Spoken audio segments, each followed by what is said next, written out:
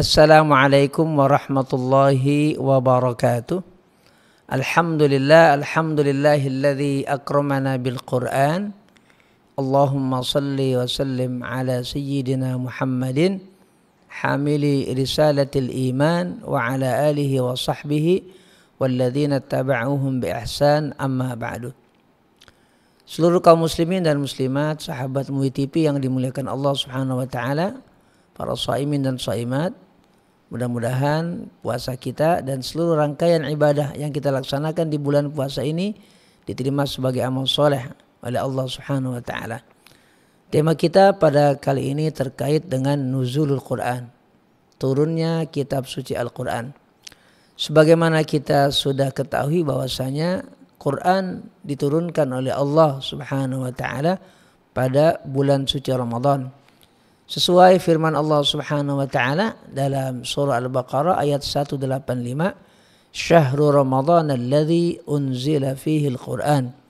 Bulan Ramadan adalah bulan diturunkan di dalamnya kitab suci Al-Quran. Tentu ada keistimewaan dan juga banyak keistimewaan terkait dengan kitab suci Al-Quran dibandingkan kitab-kitab suci yang Allah Subhanahu wa taala turunkan kepada para nabi dan juga para rasul seperti Nabi Musa, juga Nabi Daud, juga Nabi Isa, dari kitab Taurat, Zabur dan juga kitab Injil. Jika kitab-kitab suci yang Allah Subhanahu wa taala turunkan kepada para nabi, para rasul sebelum Nabi Muhammad sallallahu alaihi wasallam sifatnya muaqqatan dan mahdudan, terikat dengan waktu dan juga terbatas. Maksudnya pemberlakuannya hanya kepada umat di mana Rasul itu berada dan diutus oleh Allah Subhanahu wa taala, dan juga waktunya juga terbatas. Bila tentunya Rasul itu sudah wafat atau kemudian Allah Subhanahu wa taala turunkan lagi kitab suci berikutnya, maka syariat yang sebelumnya juga sudah tidak berlaku lagi. Namun berbeda halnya dengan kitab suci Al-Quran. Kitab suci Al-Quran ini abadi, langgeng, tidak seperti kitab-kitab suci sebelumnya. Inilah yang membedakan kemuliaan kitab suci Al-Quran dengan kitab-kitab yang pernah diwahyukan oleh Allah Subhanahu wa taala kepada para rasul sebelum diutusnya baginda Nabi Muhammad sallallahu alaihi wasallam. Yang kedua, salah satu kemuliaan, keagungan dan keistimewaan kitab suci Al-Quran, kitab suci Al-Quran ini diturunkan berangsur-angsur. Berbeda dengan kitab-kitab suci sebelumnya yang diturunkan sekaligus. Karena itulah kita membaca dalam kajian ulumul Quran dan juga kajian tafsir ada asbabun nuzul, sebab-sebab turunnya ayat-ayat dan surah-surah kepada baginda Nabi Muhammad sallallahu alaihi wasallam.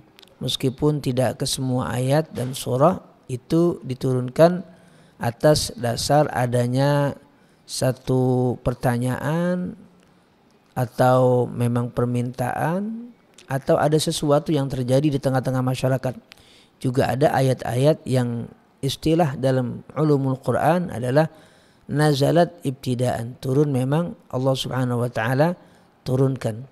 Namun tadi ada kajian asbabun nuzul, sebab-sebab diturunkannya ayat atau juga surah kepada baginda Nabi Muhammad sallallahu alaihi wasallam untuk merespon satu peristiwa yang terjadi di tengah-tengah masyarakat atau mungkin ada pertanyaan yang diajukan kepada Rasulullah sallallahu alaihi wasallam, kemudian Allah Subhanahu wa taala menurunkan ayat.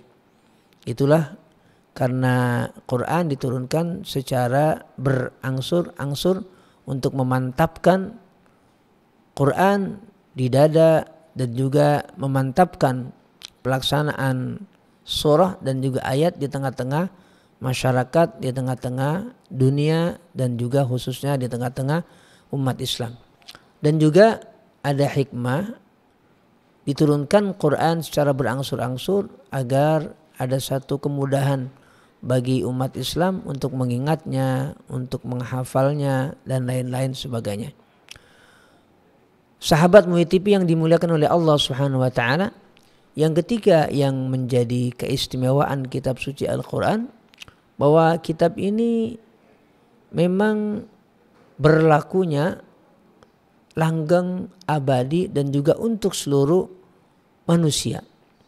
Bahkan ketika Quran itu dihafal, kemudahan menghafal itu tidak sebatas diberikan kepada orang Arab yang memang berbahasa Arab, karena Quran memang turun dalam bahasa Arab.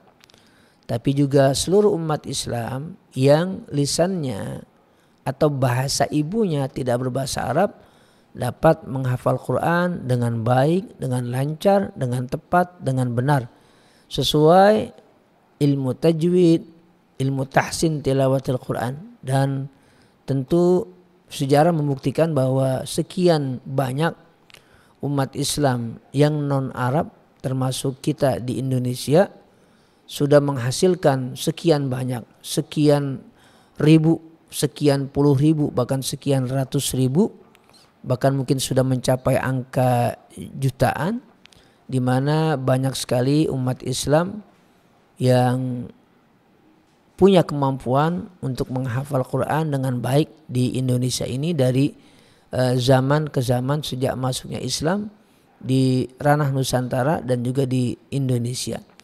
Ini tentu juga membuktikan tentang kemuliaan dan keagungan Quran yang tidak sebatas untuk orang Arab, bangsa Arab, tapi untuk seluruh umat manusia. Ada satu kemudahan diberikan oleh Allah Subhanahu wa taala. Sebagaimana Allah sering mengulang di dalam surah Al-Qamar, "Walaqad yassarnal Qur'ana lidzikri fahal min muddakir."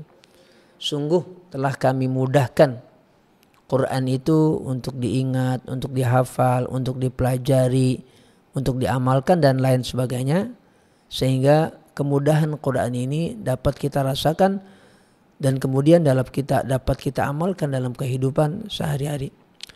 Sahabat Muhyiddin yang dimuliakan oleh Allah Subhanahu wa taala, untuk itu tentunya kita selaku umat Islam harus bersemangat dengan akrab terhadap kitab suci Al-Quran, apakah membacanya ataukah menghafalnya, mempelajarinya, tentunya di tangan yang ahli, para ulama, para asatidzah yang punya kompetensi memahami kitab suci Al-Quran, atau lewat kitab-kitab tafsir yang ditulis oleh para ulama seperti Al-Imamul Hafidz Ibnu Katsir, sehingga dengan kedekatan dan keakraban kita terhadap kitab suci Al-Quran, semakin cinta kita terhadap Quran ini.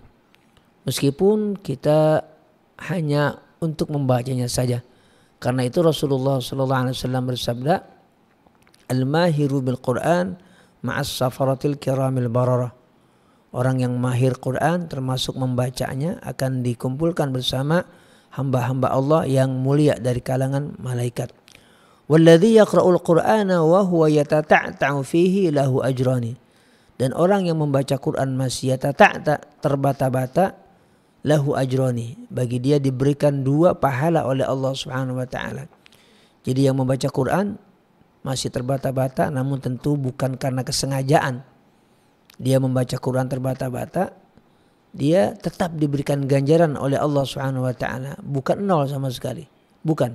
Tetap diberikan ganjaran oleh Allah Subhanahu wa taala. Nah, ini salah satu kemuliaan Quran yang sangat luar biasa bagi kita umat Islam yang mau atau punya semangat untuk akrab dengan kitab suci Al-Quran. Bahkan bagi yang mendengarkan saja, misalnya terbiasa kita pada malam-malam Ramadan melaksanakan tadarus Al-Quran, ada yang membaca dan juga ada yang menyimak. Yang menyimak meskipun tidak membaca, Allah Subhanahu wa taala berikan rahmat. Kenapa? Karena berada di majelis Al-Quran, berada di majelis di mana diperdengarkan kitab suci Al-Quran oleh orang-orang yang tentu melantunkannya di majelis yang mulia yang biasa kita laksanakan ataukah di masjid-masjid dan juga di musalla-musalla.